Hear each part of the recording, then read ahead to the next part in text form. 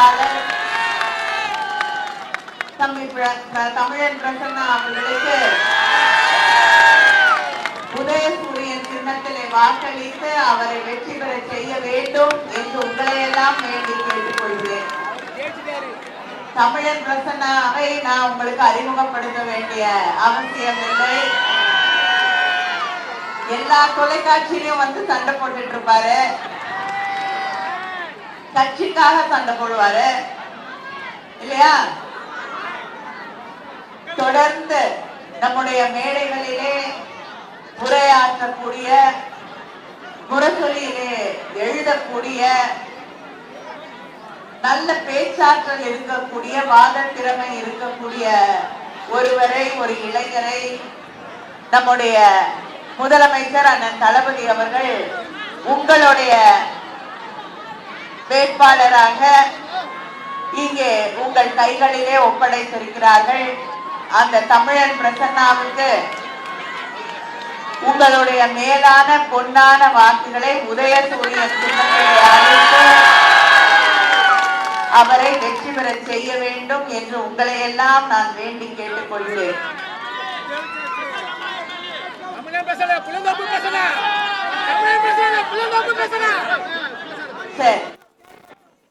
வெற்றி நிச்சயம் என்றால் எனக்கு மகிழ்ச்சி தான்.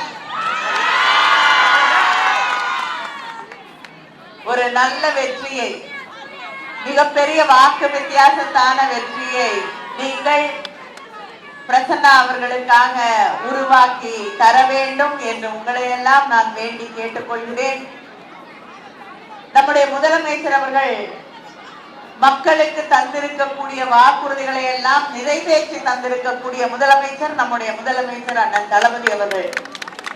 அதனாலதான் நாங்க வந்து உரிமையோடு உங்ககிட்ட வாக்கு கேட்கிறோம். ஒரு மகிழ்ச்சியோடு பெருமையோடு வந்து உங்களிடமே வாக்கு கேட்கிறோம்.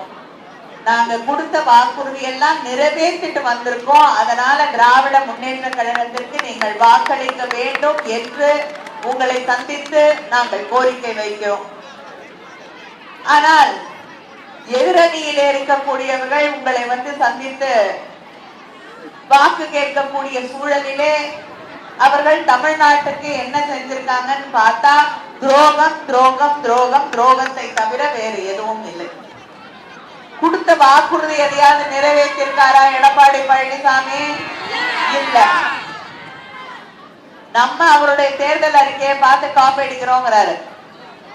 நான் ஒன்னே ஒண்ணு சொல்றேன், நீங்க எந்த வாக்குறுதியும் நிறைவேற்றினதில்லை. வாங்கின மார்க்கு 0. இதுல உங்களை பார்த்து நாங்க காப்பி அடிக்கணும்னு என்ன அவசியம் இருக்கு? பாஸ் பண்ற பிள்ளைய பார்த்து எழுதினாலாவது பிரயோஜனம் இருக்கு. நீங்க சேர போறதில்லை இந்த தேர்தல்ல இல்லையா? உங்களுக்கு கவர்னர் வேலைதான். இந்த தேர்தல் முடிஞ்சா உங்களுக்கு ஏதாவது ஒரு மாநிலத்துல கவர்னர் வேலை உறுதி செய்யப்பட்டிருக்கும். அதனால உங்களை பார்த்து காப்பி அடிக்க வேண்டிய அவசியம் இல்ல. 2016 அதிமுக ஒரு தேர்தல் அறிக்கை வெளியிட்டது. அந்த தேர்தல் அறிக்கையில 27வது பக்கத்துல செல்போன் கொடுக்கிறேன், குடும்ப அட்டைதாரர்களுக்கு செல்போன் கொடுக்கிறேன் நாங்க சொன்னாங்களா? ஞாபகம் இல்ல?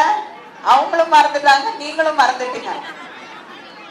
ஆனா அந்த தேர்தல் அறிக்கையில அவங்க அதுக்கப்புறம் ஆட்சிக்கு வந்தாங்க. தேர்தல் அறிக்கையில செல்போன் கொடுக்கிறேன்னாங்க. அந்த செல்போனை வாங்கினவங்க இங்க யாராவது இருக்கீங்களா?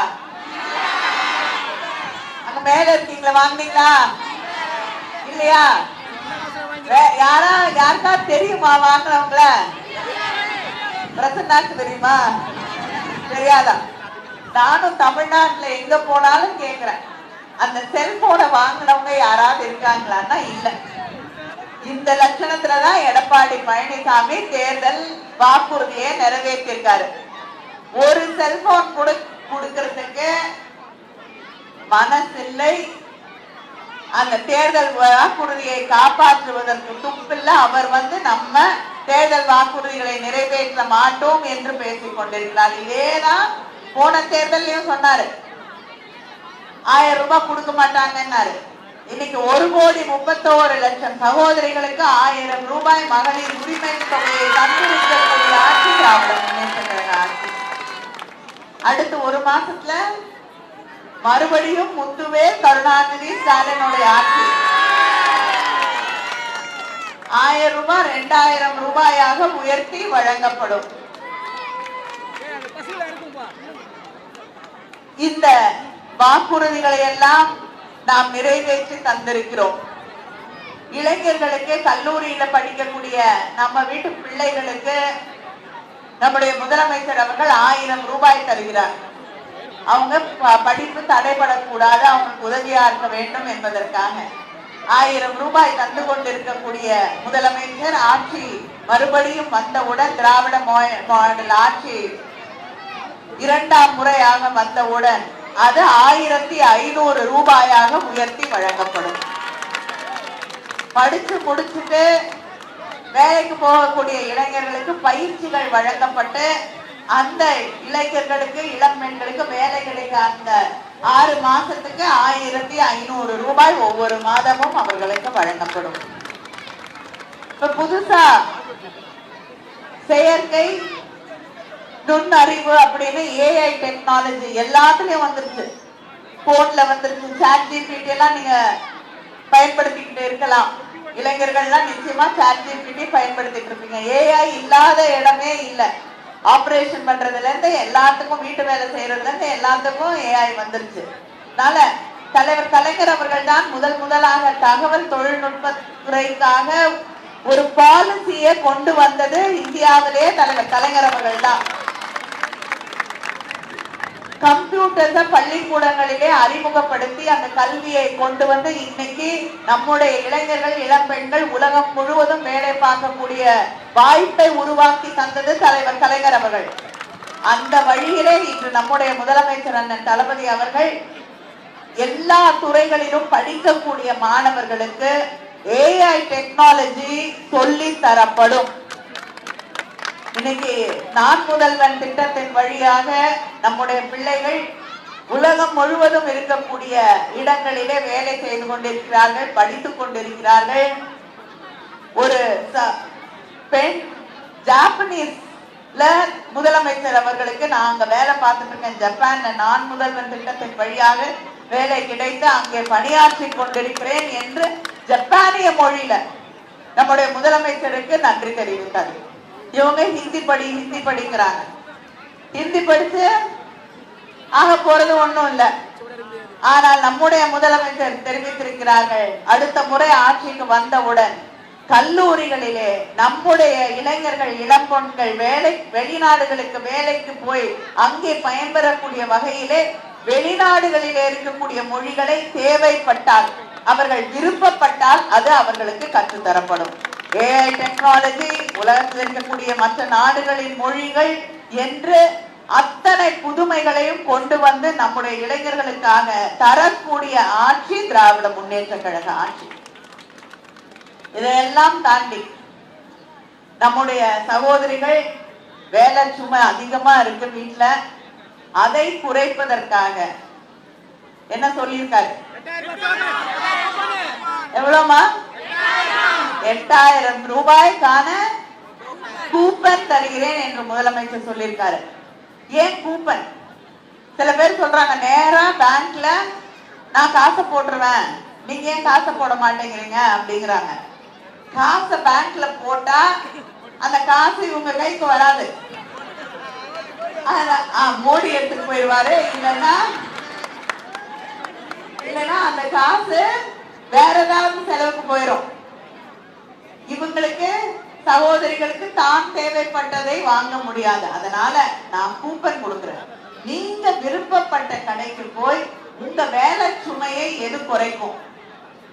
துணி துவைக்கிறது கஷ்டமா இருந்தா வாஷிங் மிஷின் வாங்குங்க, மாவு அரைக்கிறது கஷ்டமா இருந்தா கிரைண்டர் வாங்குங்க என்று உங்களுடைய வேலை சுமையை குறைப்பதற்கான நீங்கள் விரும்பக்கூடிய எதை வேண்டும் என்றாலும் வாங்கிக் கொள்ளுங்கள் என்று நம்முடைய முதலமைச்சர் அவர்கள் 8000 ரூபாய்க்கான கூப்பனை வழங்கியிருக்கிறார்கள். அது மட்டும் இல்லாமல் இந்த எழும்பூர் தொகுதியில 20 16 கோடி செலவுல மேம்படுத்தப்பட்டுள்ள சேத்துப்பட்டு பசுமை பூங்கா திறக்கப்பட்டிருக்கிறது.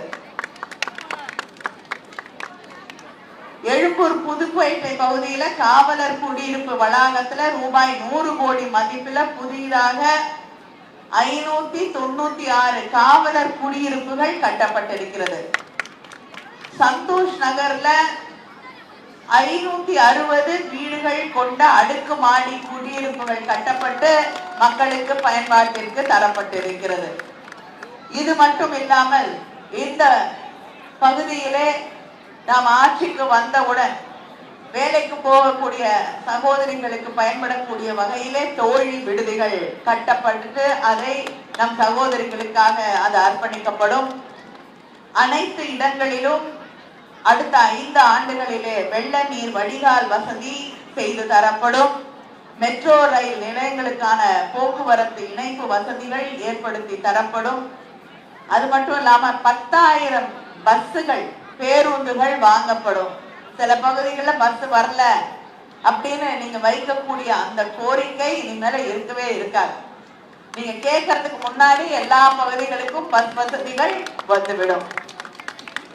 இதையெல்லாம் செய்து தருவதற்கு எங்களுக்கு மீண்டும் ஒரு வாய்ப்பை நீங்கள் அளிக்க வேண்டும் என்று நான் உங்களை எல்லாம் வேண்டி கேட்டுக்கொள்கிறேன்.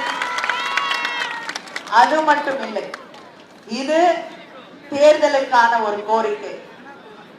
அடுத்த தமிழ்நாட்டின் உரிமைகளை பாதுகாக்க ஒரு கோரிக்கையோடு வந்திருக்கிறேன். முதலமைச்சர் அண்ணன் தளபதி அவர்கள் சொல்லி இருக்கக்கூடிய மக்களிடம் வைத்திருக்கக்கூடிய வேண்டுகோள், இது தேர்தல் இல்லை, திடீர்னு டெல்லியில இருக்கக்கூடிய பிஜேபி அரசாங்கம் ஆட்சி நாடாளுமன்றத்தை 3 நாள் கூட்டியிருக்காங்க. என்ன பேர் சொல்லி கூட்டியிருக்காங்க? மகளிர் மசோதாவை நாங்க நிறைவேற்ற போறோம்னு சொல்லி கூட்டியிருக்காங்க. மகளிர் மசோதாவுக்கு நாம் எதிரி அல்ல, தொடர்ந்து அதை நிறைவேற்றணும்னு தலைவர் கலைஞர் அவர்கள் காலம் தொட்டு சொல்லி இருக்கக்கூடியவர்கள் நாங்கள். ஆனா மகளிர் மசோதாவை எப்படி நிறைவேற்றுங்க நம்ம கேட்கிறோம்னா, இப்ப இருக்கக்கூடிய நாடாளுமன்ற உறுப்பினர்கள்ல 543 பேர்ல 33% பெண்களுக்கு ஒதுக்கீடு செய்யுங்கள் என்று கேட்கிறோம்.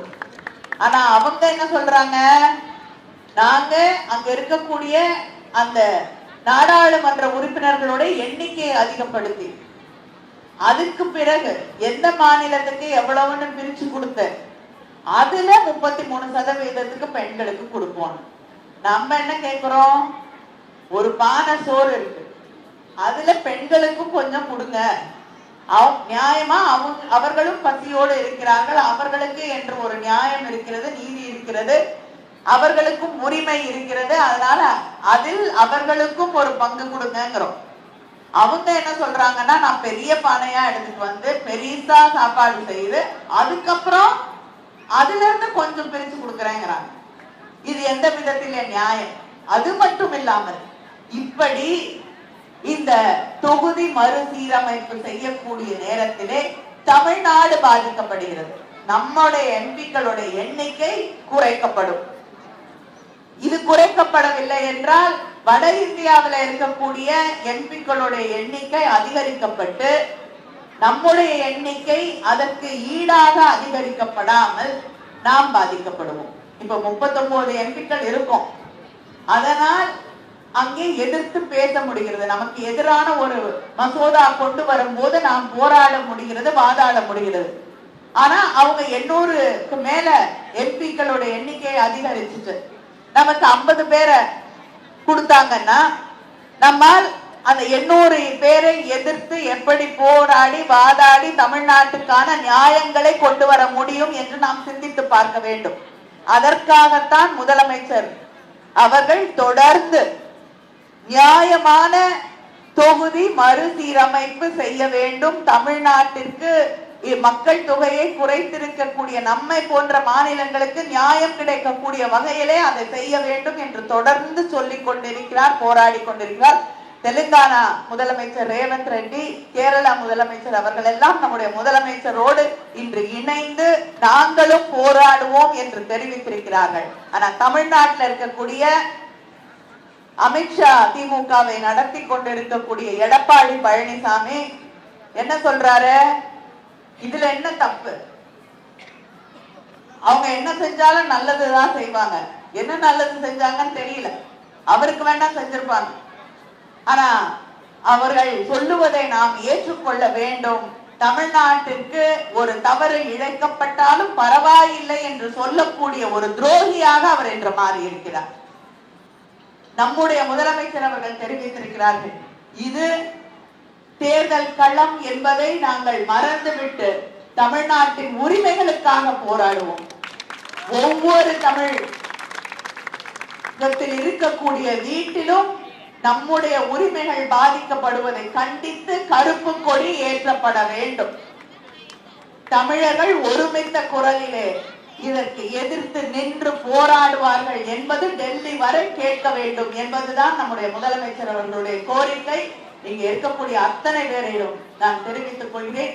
தமிழ்நாட்டிற்கு போராடக்கூடிய, தமிழ் மக்களின் உரிமைகளுக்காக போராடக்கூடிய, இந்த மண்ணின் பெருமைகளுக்காக போராடக்கூடிய, இந்த பிள்ளைகளுடைய எதிர்காலத்திற்காக போராடக்கூடிய ஒரே இயக்கம் திராவிட முன்னேற்ற கழகம். திராவிட முன்னேற்ற கழகத்தை பலப்படுத்த, நம்முடைய முதலமைச்சர் அவர்களின் கரங்களை பலப்படுத்த இந்த தொகுதியிலே நம்முடைய வேட்பாளர் தமிழன் பிரசன்னா அவர்களுக்கு, அவரும் இதற்காக தொடர்ந்து போராடக்கூடிய ஒருவர், அவருக்கு உங்களுடைய மேலான பொன்னான வாக்குகளை உதயசூரியன் சின்னத்திலே அளித்து அவரை வெற்றி பெற செய்ய வேண்டும் வேண்டும் வேண்டும் என்று உங்களை எல்லாம் வேண்டி கேட்டுக்கொள்கிறேன். நன்றி, வணக்கம்.